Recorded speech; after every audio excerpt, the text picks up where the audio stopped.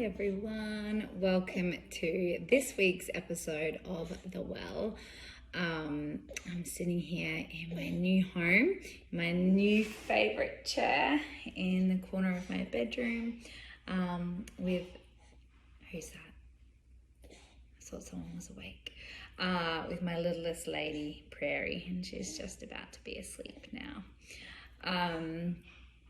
Tomorrow is Poet's 3rd birthday, and this is why it's dark outside. I've stayed up all day.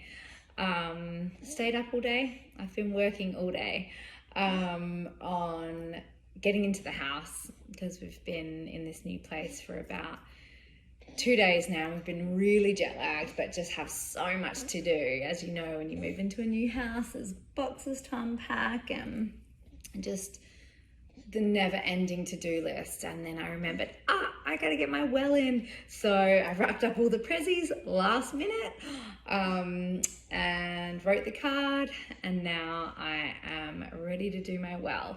I have been trying something this week, which is the theme of today's topic. I've been trying something that I read about recently. Hi babe, I'm just doing my well. On one of my favorite websites that I read a lot, and it's by this guy called Leo Babauta. I'm not sure if I'm saying that last name right or not, probably not. Babatoa, or I don't know, but he is a wonderful writer, and I'll tell you about his website. It's called Zen Habits, and he's a wonderful writer on simplicity and slowing down. And I read this recent blog post that he wrote called 5 Ways to Simplify Your Life, and the first one was curate your day. And that means really taking a look at your day and all the things that you want to achieve, having a specific list of what those things are. Maybe it's meditation, exercise, unpacking, work emails, and you want to cook a dinner. Maybe they're the main goals for the day. And he talks about really stripping away anything else, any of the other clutter, or as I like to say, trimming the fat from the day, so that you're left with really just the core things that you want to focus on.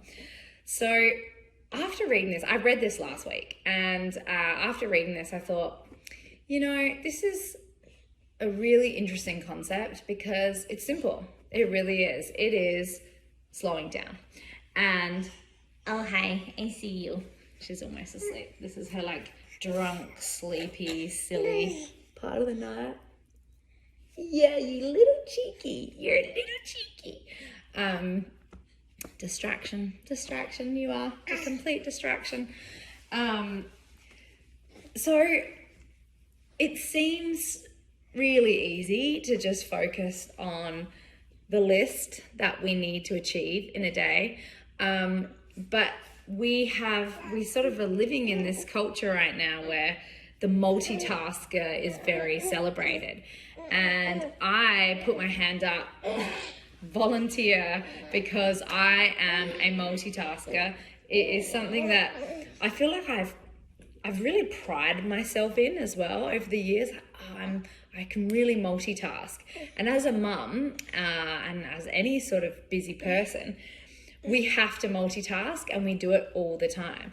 But this article really triggered for me the idea that what if I dedicated specific time to each thing on my curated list for the day?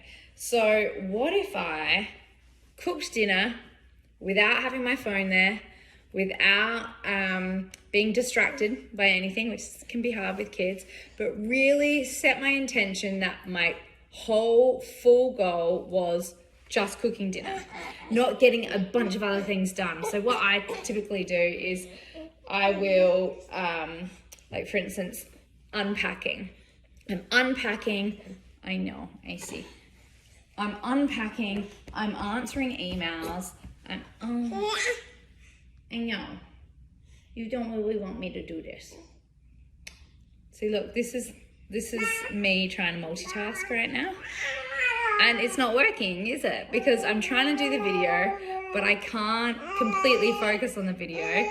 But I'm also trying to put Prairie to sleep. So this is a perfect example in real time of me trying to multitask and think, oh, I can do both things. But it's gotten to the end of my day. It is 10:45. I'm tired. This little girl's jet lagged and awake. And I thought, oh, I'll just put her to sleep while I'm doing the video. So this is just this is evidence right here that sometimes trying to multitask isn't going to work. And I love the fact that I can multitask, and I do it numerous times a day. But actually, in this last week, since I've started to observe how many times a day I do multitask, I'll be talking to someone, but then also be like, yeah, hang on. Yep, babe, like I'm in the conversation, but I'm really got to get this email done. And it makes me quite scatty. So I'm sort of a little bit scatterbrained because I'm not able to focus entirely on the one task at hand, even if it's something as simple as brushing your teeth, but also like looking through the phone and looking at social media or thinking, oh, I've got to post something. I'm not being present. And I guess that's really what it comes down to. Like right now, I'm just sort of trying to be present in this moment with my baby who's eating my face. What are you doing? So I would say, since I read this article, I thought, right, I'm going to really observe my day without judging and see how often I'm able to just fully be in the task at hand. And it was so hard for me. It's almost like meditating for the first time, where your mind wanders and you're like, oh crap, I'm not really meditating properly. And then you realize that even the act of judging yourself in the meditation is taking you out of the meditation. It's actually better just to observe without the judgment. And then the more you do it, the more you find your mind,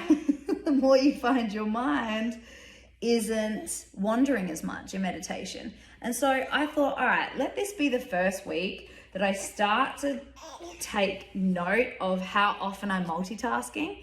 And instead of looking at it as, oh wow, I'm achieving so much, how can I reframe how I look at things and see that actually kicking goals one at a time, even if it means things are a bit slower, I'm actually, did that hurt? You bit down really hard. I know, I saw that. Oh, you did it again. That might hurt you.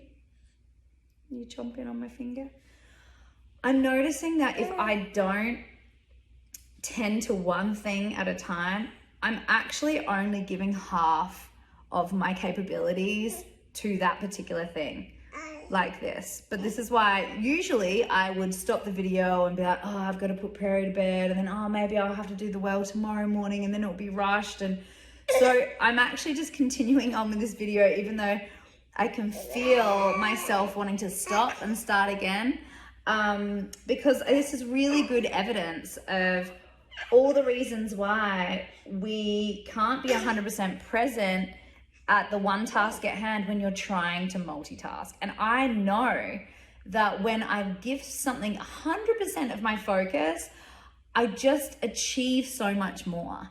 So next time when you've got 100 things on your to-do list and you're like, well, maybe I can do A, B, C, and D at the same time, and you're juggling all those things, like, stop and say, all right, what if I bump the last 4 things over to tomorrow and I get the rest of it done today? You might notice that you're actually doing it. All right, hang on, Bubba. You might notice that you're actually feeling like you're having more success at the particular topics that you are 100% focused on. So because I have to keep coming back to this over and over, I'm realizing that busying my life and multitasking is such a habit. It's such a way of life for me. And people often ask me, how do you do it? You're so busy, you've got so many kids, you've got so much going on. And I realize it's because I think that I'm kicking all these goals by juggling so many things at once, but really this tendency to try and get it all done, to finish it all, to tick all the boxes before dropping into bed and having 5, 6, 7 hours sleep, waking up and just being an Energizer bunny again, is actually not serving me or the things that I want to achieve. So it really is time to put Prairie to sleep now. So I'm going to switch off from here. I'm going to give you 100% of my focus. I'm going to give you 100% of my focus, and I'm going to put you to sleep, and then I'm going to write in my journal, and then I'm going to have a really beautiful sleep. And I'm going to continue to remind myself that it's okay to be slower, to be moment to moment, and to not have to tick all the things off of that to-do list all at once, because actually it's doing yourself a disservice and other people around you too. The amount of times I've been called out by Mark or various other people in my life for being distracted in a conversation, it happens so much, and I'm so committed to changing that, to really work on just feeling okay with not having to speed through it all and not having to juggle so much, and really taking the time to slow down, curate my day. And it's going to be my little experiment. So I'm going to keep leaning into this side of myself over the next few weeks, and I will report back and I will tell you how I'm feeling and if I'm able to do it. And I think what it might mean is saying no to some things instead of spreading myself so thin.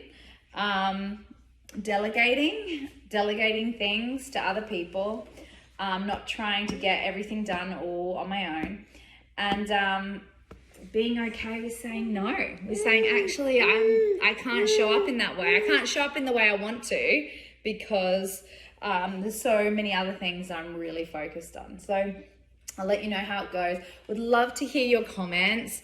How does this manifest itself in your life? And what are your tips? What have you noticed since really taking the time to curate your day, to stop the multitask? Would love to hear. All right, bedtime. Lots of love, guys. Mwah.